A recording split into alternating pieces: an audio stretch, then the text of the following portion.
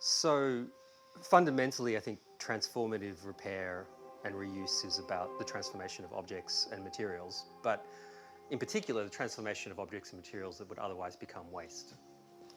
But I think beyond that, it's also about the transformation of culture, and in some respects, the transformation of community. It has this kind of thing that if we can sort of start to value waste or materials that would otherwise become waste, and we can start to see what its potential is and how it can become more beautiful and more functional and have another life and another purpose beyond its previous life, then that can transform the way we see the world. I keep coming back to this kind of consistent truth that there's, in many ways, no better way of being sustainable than to just use something that's already had a life. One evening when I was putting the children in the chair, that one of them actually fell through. So that they were actually in okay condition, not great, until we started probably using more and more. And there was probably a period of 15 years from them not being sat in. So, you know, there was probably a little bit of deterioration over that time, being brought back from Paris, being in my great aunt's house, then being in storage, then being in mine, and being starting to be used again with the humidity and the conditions.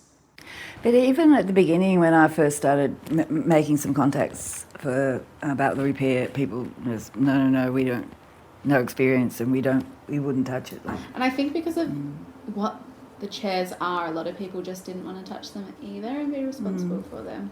I asked a lot of people about the sticker if they would just remove it for me, because the powder coater would completely burn them off, and no one wanted to touch them either.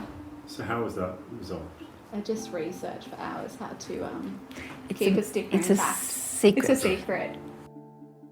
We have transformed the chairs, but there's still a chair, there's still a functional chair, like the Planner Spider chairs were originally. I started weaving in the late 70s, and so I have gone through many forms of learning about weaving, but I've essentially been weaving since then because, you know, and that's a long time.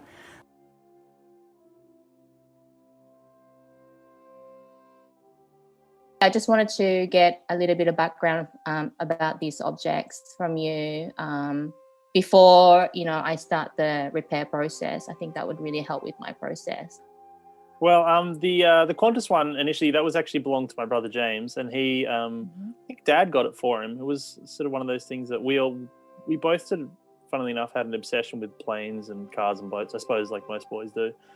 Must have had it for 30 years now, I think, and it's just sort of dried out and cracked a bit, and you can see that it's kind of fallen apart, but I still love how it looks, and I love the old 747 shape, and there's something that's so classic about it. So it's obviously a mass manufactured object made of plastic. I love the shape as well, and I wanted to do something that hopefully maintains the shape. I can either build it back up or break it down, you know what I mean? So I can cut it further into smaller pieces and build from that. I thought about even grinding it all the way down to like just powder and then just working with just the sort of plastic particles. I mean, sometimes it's nice to have boundaries because you know then which realm stay in, but then it's also you get some of the crazy stuff when you just go out there. But I think I love the shape of them because they're the most classic and reliable aeroplane, and there's something really cool about that. So maybe this is your chance to make the evolution of the 747. That was a replica of my grandfather Laurie's plane. And it was his Cessna 310, and he used to have that hanging in his office, and his office was in Merimbula upstairs in the airport, and it used to just hang from the roof there. It's all just like, I think about paying homage to the plane, its legacy, and the place it came from, and just capturing kind of like a nice, like, gentle, quiet stillness that I think about when I think about that place.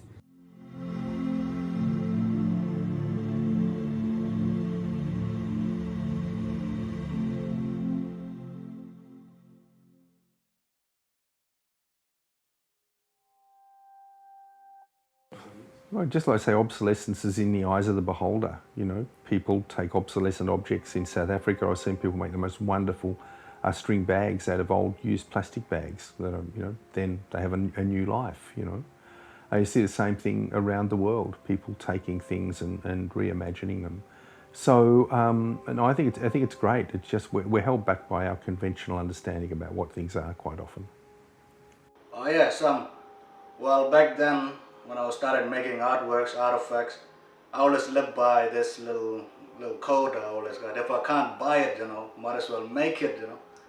And if I can't get the materials I need, you know, like, well, material, you know, costs money, you know, like plank of wood and iron costs money, so I started, and now there's heaps of metal in the bush and all that, so I started, collecting from the bush, all the tough metal, all of that. Yeah, look, everything wears out, even us. So, you know, breaking down is part of that process of wearing out, I guess. And the world is in constant retransformation, as the fossils that I studied when I was younger told me. You know, what is now land was once sea. What was once a living shell is now a piece of rock. Well, I was thinking I was gonna repair it, make it brand new. But then I was thinking, nah. I was thinking about carving on it, doing a carving. But I think, nah, that's a bit too. Because carving that was done like worldwide, you know, people carving on X. So I was looking at it, I left that X on the table and I was strong, look at it, you know. I was thinking, saying, what to do. Then him came to me, this wooden house, wooden cabin, and then click straight away, them built houses with this, you know, with this axe. So them chop the tree down, split the wood into planks. And I'm thinking, yeah, that's what I'll do. So I'll build a house on top of it, you know, to show that that axe been built that house or something, you know. So that's what I'm doing, yeah. So it came to me, yeah. Look, I think it's amazing. He's turned the axe into both the object that the axe is made to serve, the house, and the object the axe came from, the trees. It kind of tells a little story there, really. It's a really nice piece of art, I think. And we should point out that Illiam Nargoodah, the artist who made it, has made a miniature of your axe for you. Oh, really? That's what's in that small box in the front there. Oh, my God. I would love to. Thank you. Oh, my goodness. Oh, that's fantastic. Wow, it really is a little, it's got a proper steel head on it. That is fantastic. I mean, we had no expectation of this at all. It just showed up in the box. So the story of the scooter, I should just start there. The story of the scooter is that my mum bought this scooter in secret. And my dad has always ridden motorbikes and mum not. And mum just got a bee in her bonnet, and she secretly went and she bought the scooter, and then she said to my dad, like, let's go on a date and I'll meet you. You ride your scooter and I'll meet you in Circular Quay and at this specific location. And then he turned up and there she was on this cute little Vespa. It's very cute, isn't it? The whole story. It's very romantic. And she was like, yeah, I ride a scooter now. So it has a beautiful beginning. In my personal life, yeah, I have sort of often, you know, tried to repair or fix something. I think there's a certain sense of satisfaction, a certain sense of machismo, even maybe like, Daddy fixed it, you know, that my kids love. It's gotten to the point that my son thinks I can fix anything. Well, the scooter did actually mechanically start to become a challenge, and the balance of freedom and mechanical oppression became a little heavier on the mechanical oppression, and I couldn't make it work. You know, as a whole, it's still a really functional object. So all that we had to really do in the end was focus on rebirthing it. So I really did want this.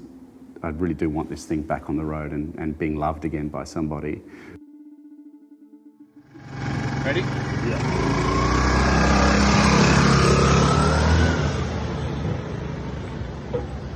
And I think like stages of life for humans, for animals and objects are really fascinating. Like no one could have predicted this.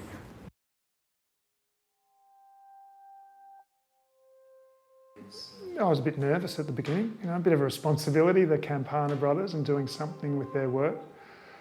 So I didn't, it took me a little while to work out what to do until I decided that I wanted to do something different to what existed, but I wanted to use every piece, all the components that was part of the original piece.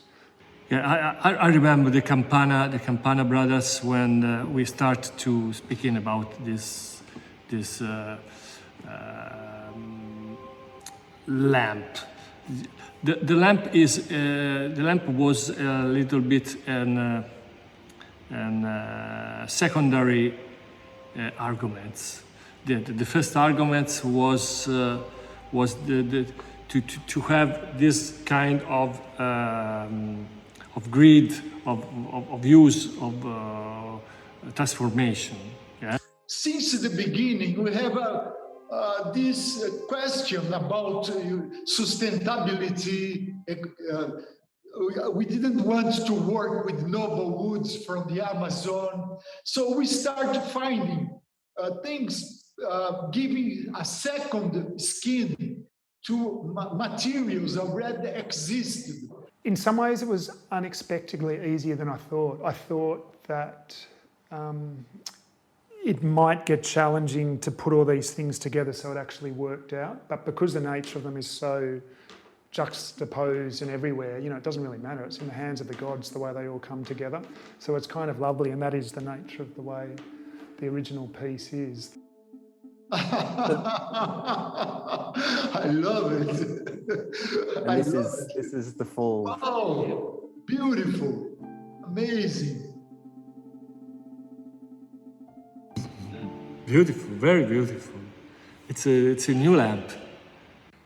There is a responsibility because I really appreciate the Campana brothers' work, but at the same time, I think it's good not to be overly precious too. It's just it's having a bit of fun with an object and creating something that's hopefully interesting and should resonate on some form. Being different to what it originally was.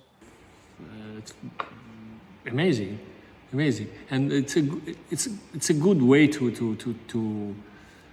it's a good project for I'm very curious to see other objects. And I always think about every single silkworm or cotton bud that was picked off a tree that goes into the incredible story of making a piece of clothing outside of creative work, outside of all of the amazing hands. There's just so many layers that bring objects together. And then there's another layer that is, what we call permanently damaged. And that is the garments that we contributed to this project. Well, the Bianca Spender clothing was wonderful, but it hurt to cut it up because it felt like I was, I shouldn't be doing that. But we did it anyway. And then the other fabrics that I chose are actually external materials for outside, which kind of keeps with it being a sun lounger. I think there is a broader question around imperfection in our society and how we can accept it and what we can accept. I think that we have got to a place in our industrialization where we are looking for perfection in everything. And I think that we need to challenge that as creatives and designers. And then from 3D, we colour it, unwrap it, make all the patterns, cut all the foam, and then upholster it, and then do all the details. And so it's through the communication of those steps sometimes where imperfections happen. And also the behaviour of materials is not the behaviour of a 3D model or a vector. I can see her colour scheme now, which is why I flipped the back, because I could tell that was definitely the inside, not the outside of it. And she has so carefully, with all of the binding, mirrored everything. I mean, she's gone to such intense detail. Labels are really interesting things, and I don't know if I ever imagined seeing my label on an object like this. I would love to see someone who wasn't me trying to find the elements of the work in it. And I think it's very kind that she feels like I am a collaborator in this project. Each work that I make is an archive of a future that is a discussion around where humanity is going, and this is a manifestation of that question.